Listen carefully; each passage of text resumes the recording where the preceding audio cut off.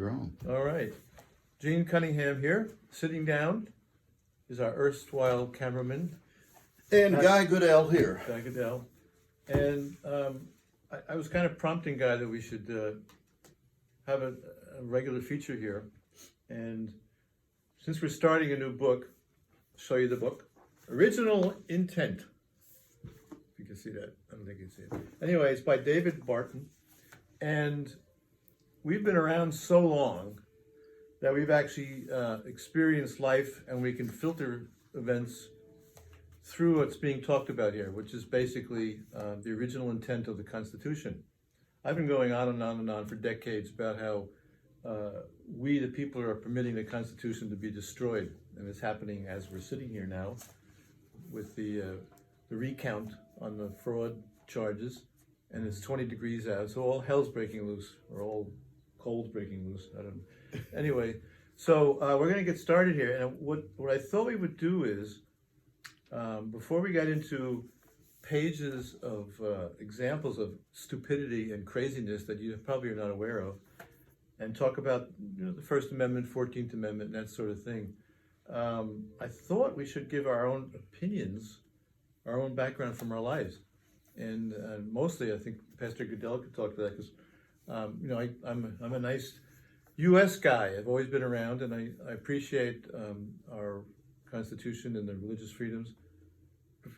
Pastor Goodell's been in Russia, Romania, places like that. He's always regaling me with stories about what it was like in the old days.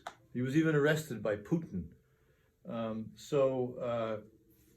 Instead of just the two of us having coffee and talking about the old days, I thought we should share some of this stuff. So, I don't think we have to say much more in the background other than, I'll give my 2 cents and then I'll ask you some questions. First, I have an MA in political science at JD from Catholic University, so I have a different background. The pastor is Baptist, and I'm learning he's not Protestant. I didn't know that. So, and I have a different view of the role of the Bible, let's say, in people's lives, only because that's the way I was raised. I'm not saying I was raised in a good way. But anyway, we did have a very sensible hearsay education. We didn't study the text the way that you should, I suspect. But we had a pretty good, consistent, homogeneous relation of what was going on in the Bible. So I can actually surprise him occasionally, actually knowing what parable he's talking about. But it came to me with that background, and I go into law and I go into business. I was a VP at First Interstate and did a lot of legal work. And I keep trying to reduce down to the bare minimum what made this country work. And the last book we read and we talked about in the first video, I guess, was Niall Ferguson, and Civilization, the West and the Rest. And he was smart enough to agree with me. So I'll repeat what he said. That basically, when you break it down, it's the Protestant ethic, broader, and I could call it broader Christian ethic, but the true Protestant ethic from Northern European, Scotland, things like that, is what made our country what it is, and which is now being systematically attacked for maybe 25, 30 years by the forces that want to have an oligarchy. They don't want a republic. They don't want free enterprise because these things are the animals of the individual. The individual who trusts another individual can be in a republic and can actually have an economic system. If you don't trust the person down the street, you can't have an economic system. And in the United States, people trust us. We trust each other. And that's why the system works. So in my efforts to reduce this down to what was going on, it actually came down to what I just call it a moral code. I don't want to say it has to be the King James Version, but if you have a moral code that's understandable and consistent, then you have a basis for understanding. It's like a family. Your family members can talk to each other and you can trust each other. And if some family member is bad and is not trustworthy, they're like doomed. They're going to be just separated out from the family, and they're done. So we have this nice family of people who grew up with a sense of morality and personal responsibility. Today, what do we have? We have people in Atlanta and Philadelphia who are just hired to count votes and would methodically lie, miscount, and toss votes in the process of counting the votes at the polling station. This is unheard of to most Americans, especially Americans who are outside the big cities. So we have the collapse of trust, which is a moral code. So that brings us back to Guy, and I'll start with one of my favorite jokes of all time I read when I was a kid. I think I mentioned this the other day, is that the Russians back in the 60s, I think, used to say, they were talking about their country and they would say, oh, communism's great. They pretend to pay us and we pretend to work. And there it is. And in our country, we like working, we work hard, and we get money for it. Some more than others, which is interesting because that's the weak point they think that the Marxists use to attack us, is that, my goodness, some people made a lot of money and you didn't. But the people who didn't make a lot of money have 2 cars and a color television. So what I'm going to do is ask Guy, tell everybody what a shapka is. Yeah, it is a shock. I think the No, shapka. Oh, shapka. You can start with shock. Go ahead. Shapka is a hat, and bought quite a few of those when I was smuggling Bibles into the Soviet Union. That's his email handle. Yeah. So yeah, but what's happening? I think there's a few minutes on the story about how you bought the hats is important to background. Oh yeah, the hats. When I was traveling over there, they had the black market, and then they had the open market. And most of the people did not want to participate in the open market because it was controlled by the government. So if you wanted to buy something, you would always look for someone who was operating on the black market. And I was just a couple of blocks from Red Square, and as I was walking down the street from the hotel where we were staying toward Red Square, this man approached me and he said, you want to buy a hat? And he showed me one of these beautiful furry hats, and I said, how much? And he told me, and he said, you follow me. And I was a little bit reticent, but I did want the hat. So I went back to the motel or the hotel with him. And as we walked in there, went up to a 3rd floor, I think it was, and he opened the door, and there was beds in there that were just had nothing but hats on them. And in those days, if you bought one of those hats, probably out in the public, it would run you somewhere, the rubles you paid would probably come out to something like $20, $25. So he had a lot of hats in there, and he was trying to get me to pay $15 per hat. What we finally agreed on after negotiating, if I bought 5 of them, he would let me have them for $5 a piece. And so I agreed to that, and I took some money. I always carried a small amount of money in one pocket so I wouldn't be pulling out a big roll. U.S. money? Yes, yeah. Because they preferred U.S. money. They actually preferred that because they could trade it for a few more rubles than they would get if they sold it in rubles. So they would make a little bit more money. So I gave him $5 a piece for each hat. So I got 5 hats. So that was $25. And I went ahead and gave him an extra $1, which would have been like half of a month's pay for him, in that time. And that's how I got the hats. And then when I went back down, I took them up to my room. And interesting point was, I think it was after the collapse of the Soviet Union, I was at the airport one day and saw this very same type of hat. And they were selling them for $300 American at the time. So that was an interesting experience. So you see the difference in economic culture. What's it based on? I think our premise is that it's based on, let's call it the Christian ethic. That's where we're going to go, because the First Amendment is regarding the practice of religion. And with that, You told me two stories the other day that I thought would be an interesting place to start about visiting churches. People invited you, not churches, they invited you to come to congregations. Mm-hmm. For example, in one of them, you were out in a snowstorm or something. It was cold out. What happened there? Well, yeah, I made like 20 some odd visits over there. And when I first started going, it was still the Soviet Union before it collapsed. And when I would go over there, the pastor would tell me that he wanted me to go to church with him. And first thing he told me was, we will send a special car to take you to the church. You don't want to have to go the way we go. And I said, yeah, I do want to go the way you go.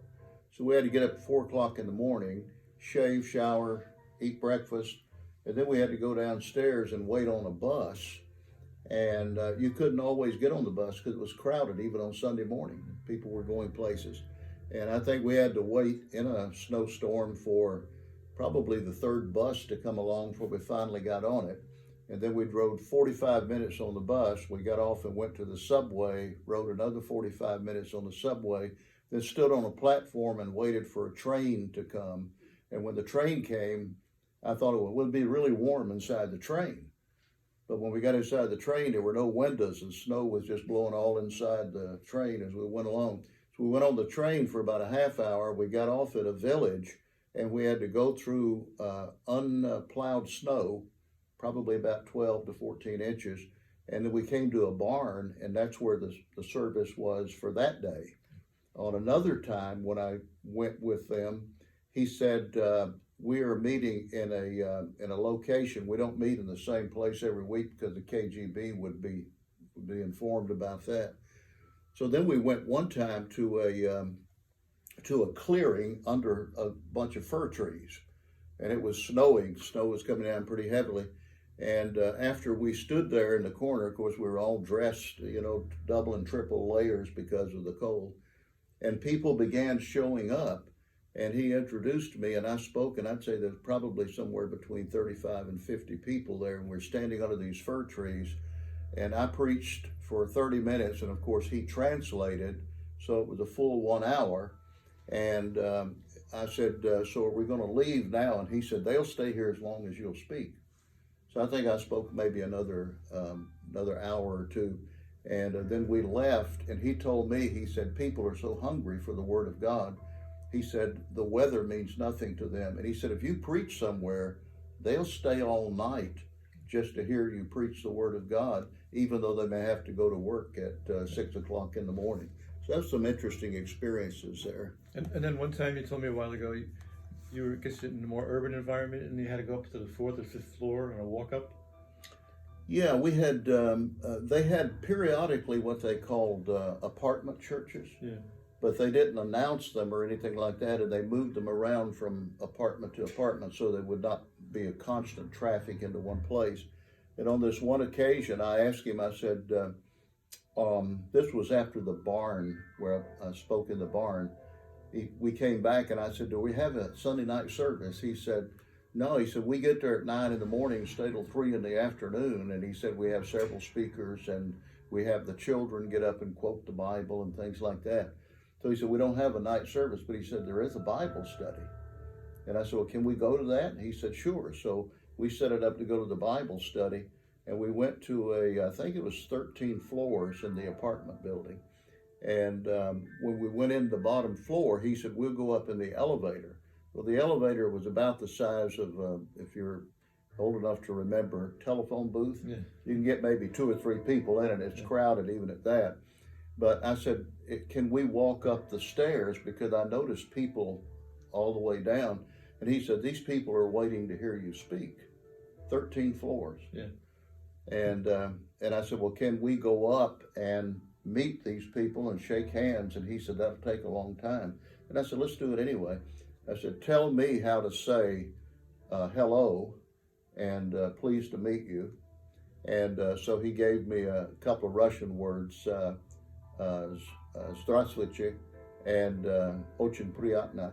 And so I shook hands with every person. It took me an hour to go up all those, but I shook hands with everyone and spoke to every person. And I got up there, and when we got up there, it was probably about 5 in the evening. and we started. I had a 25-year-old girl who taught at the University of Moscow, but she was a Christian, and she was my interpreter.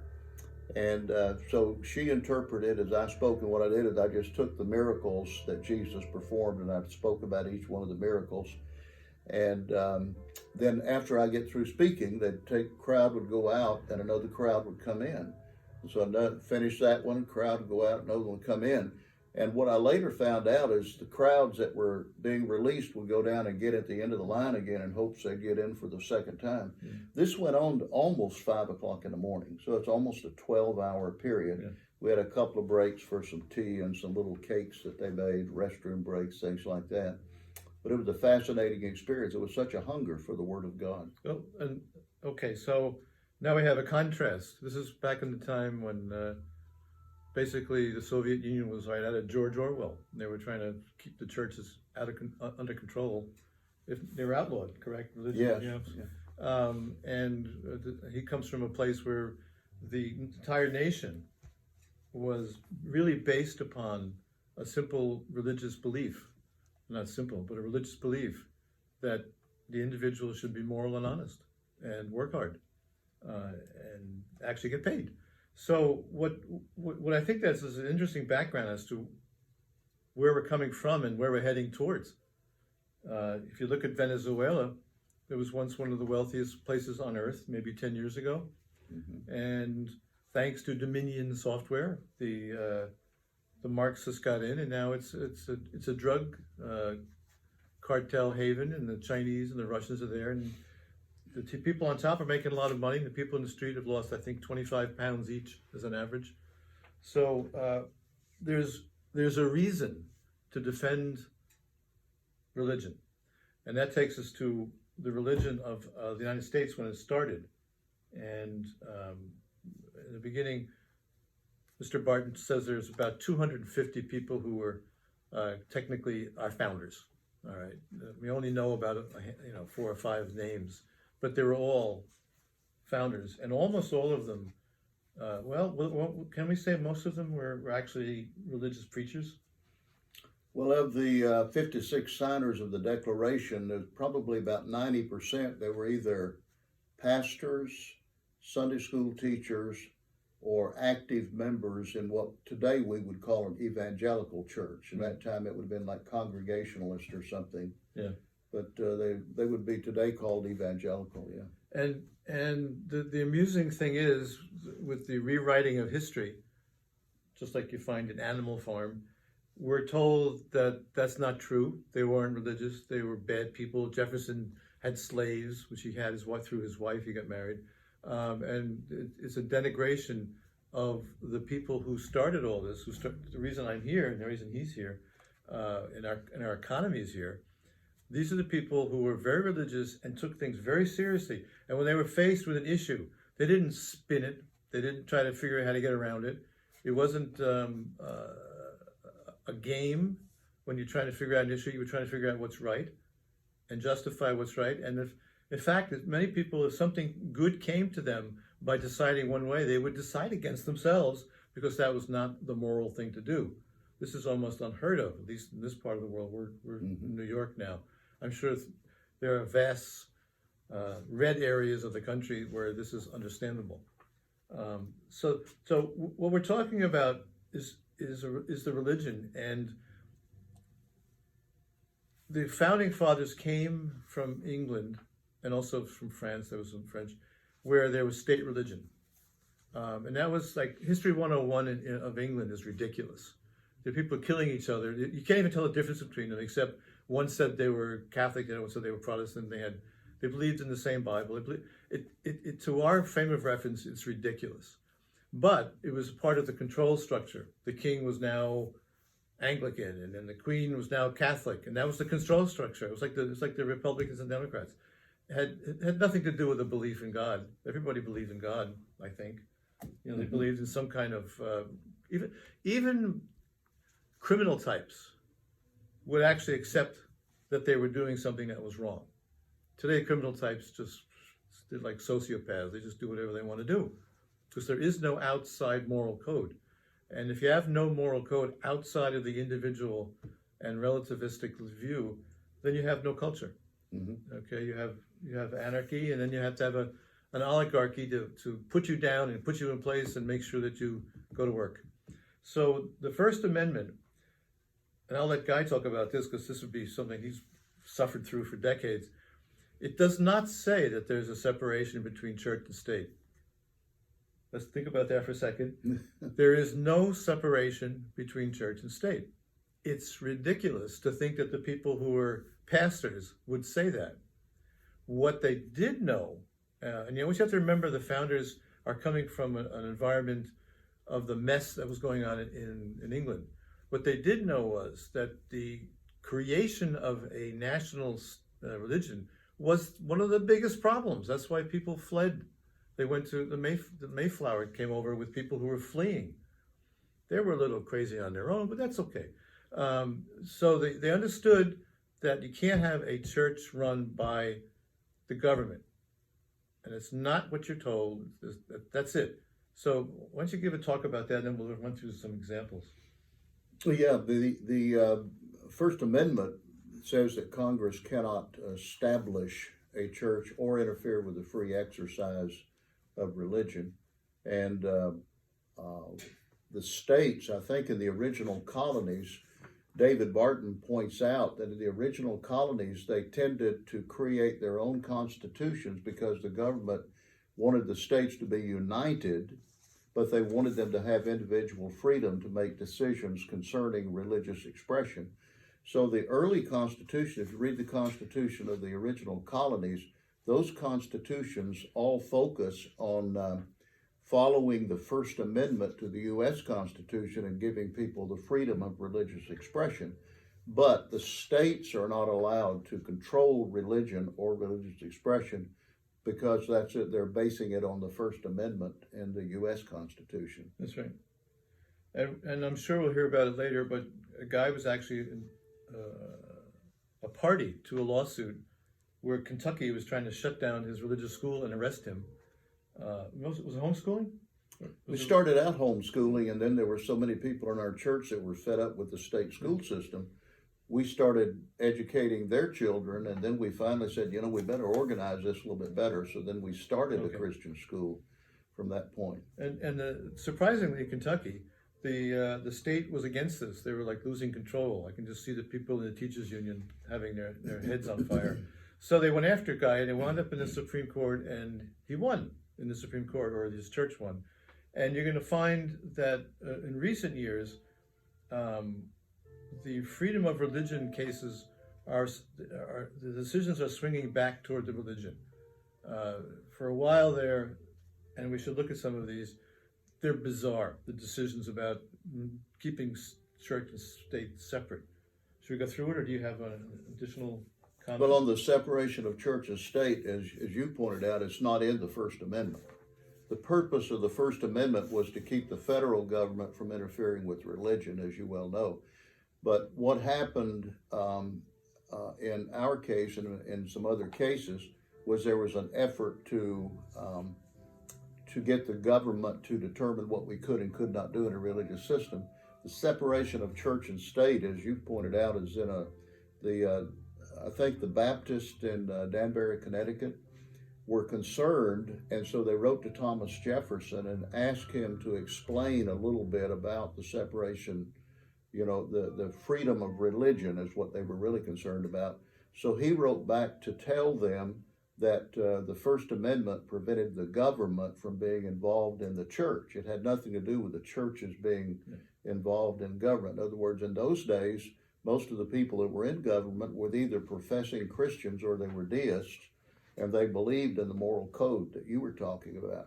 So when Jefferson writes back to them, he simply uses a phrase to indicate that there is, from the standpoint of the government's right to invade a church, there is a wall of separation between the government and the church.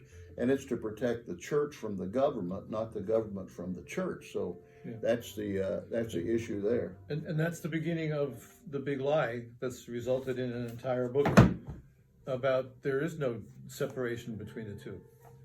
what all that the founders wanted to do was protect the churches from governmental interference. So that's the Danbury Baptist Church. Danbury Baptist, yeah, it was it's an organization, yeah. So keep that in mind. I guess a good place to start. It grabbed my attention. I have a lawyer's background. I followed this stuff, so this was kind of like, oh, I understand what we're in now. I'm not reading, from the Bible. Let's take a look at a couple of these. You have any ones you want to start with? Well, there's so many of them here where the Supreme Court or a federal court has made some foolish decision. You pointed out the other day, we had pages of them that he listed here. What he says on page 15 is that these decisions are representative of the current hostility toward traditional religious expression, and the hostility has spread well beyond the courts and now permeating the official public square. So you can no longer, they've changed the meaning of the First Amendment to mean that you can't have any public expression of faith, which is contradictory to what the Founding Fathers said, because the largest church in the colonies, once the Constitution was established, was actually held in the Capitol building. Right. And Benjamin Franklin, who is often quoted because he's a deist, was the one who encouraged the establishment of chaplaincy for the Senate, right, chaplaincy for the House of Representatives. The chaplains would open every session in prayer, and then the chaplains would alternate. One Sunday, one chaplain would preach in the Capitol building, and the next Sunday, another one would preach in the Capitol building. And Thomas Jefferson even went to church in the Capitol building, although he was not a strong Christian. But Dave Barton has a lot of coverage in this book, Original Intent. You can get it on Amazon. Just go to Amazon and order it, and you can get it. It gives you the true history of America, rather than the fake history that's being taught in the state-controlled school systems today. I'm just going to jump in on a couple of these without any pre-planning. Right after the part that he was referring to, there's a reference to this item. In Minnesota, a state employee was barred from parking his car in the state parking lot because he had religious stickers on his bumper. Now compare that with what you just heard. Yeah. Let's pick. Here's another one. You got a good one there? They're all amazing. Well, in Russellville, Kentucky, a library employee was barred from wearing her necklace because it had a small cross on it. And in Clymer, Pennsylvania, a school employee was suspended for wearing a necklace which had a cross on it. And the thing to realize is these come from real cases, and most of the time, the judges decided against the religion.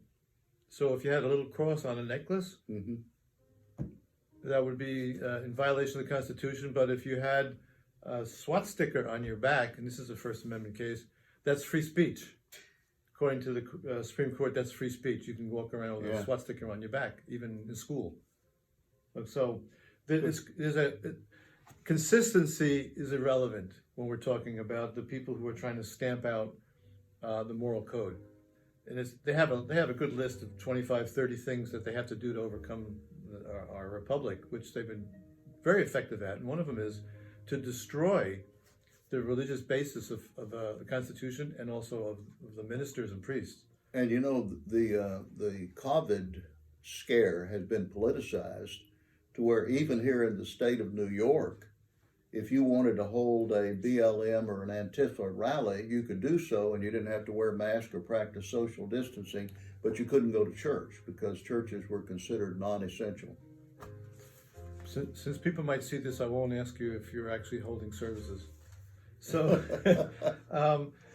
although states print hundreds of thousands of custom license plates ordered and purchased by individual citizens, Oregon refused to print "pray" on the license.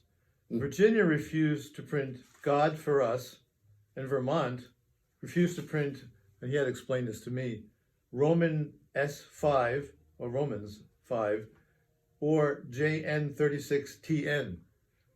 Which was John 3:16. So nice going, Vermont. That's why I left you a while ago. And Utah refused. This is Utah, the land started by the Mormons. refused to permit it to have a license plate that said "Thank God," claiming that such license plates violated the separation of church and state. And I stumble over that because it's so stupid. It's gone beyond ignorant.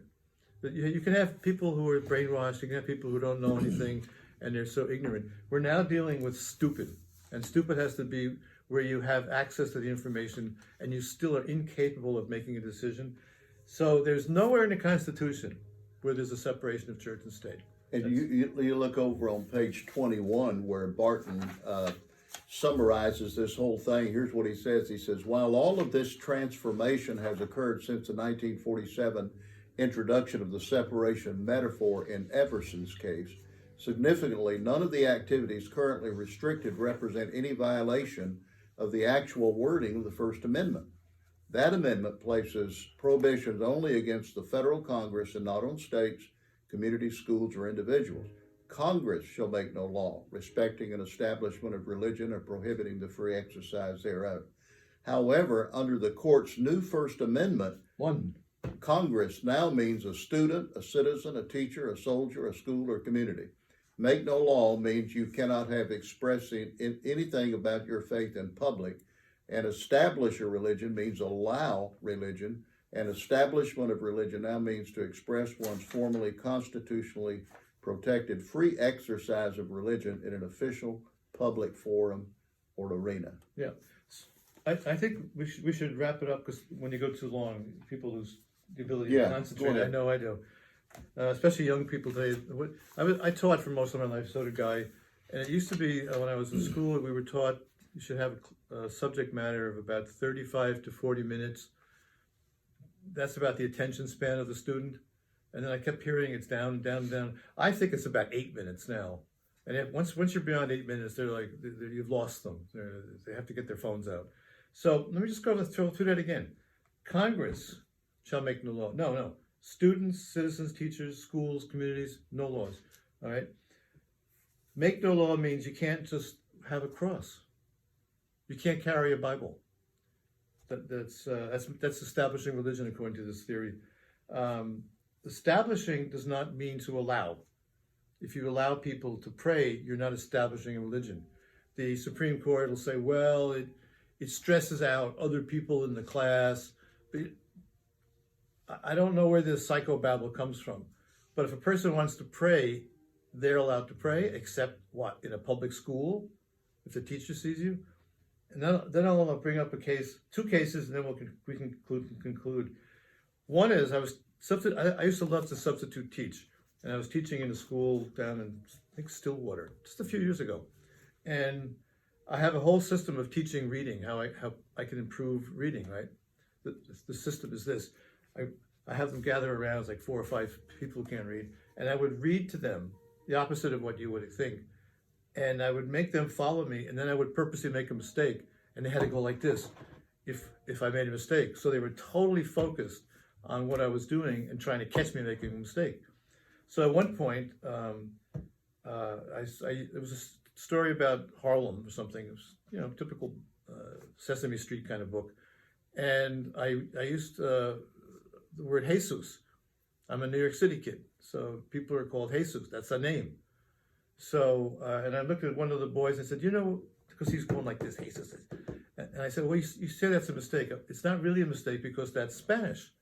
Oh, and I said, yes, Jesus is a Spanish name for Jesus. And he goes like this, shh, you can't say that here. So there's our educational system right there. And he knew. So, and I'll finish my part. In Saratoga Springs, where I used to live and have an office, a 5-year-old kindergarten student, here you go, Saratoga, you're paying taxes for this, was forbidden to say prayer over her lunch and was scolded by her teacher for doing so. So you can't give grace over a meal in a public school lunch. And you really don't want to thank God for that food. Yeah. Well, we would encourage you to get a copy of David Barton's book, Original Intent, and it takes you through the entire history of the United States and how everything began and how the Christian Protestant ethic and the moral code that Gene has been talking about is foundational to the country. We want to thank you for watching the video today, and we hope that will be informative to you. Okay, thank you. We're going to be doing the First Amendment overview next.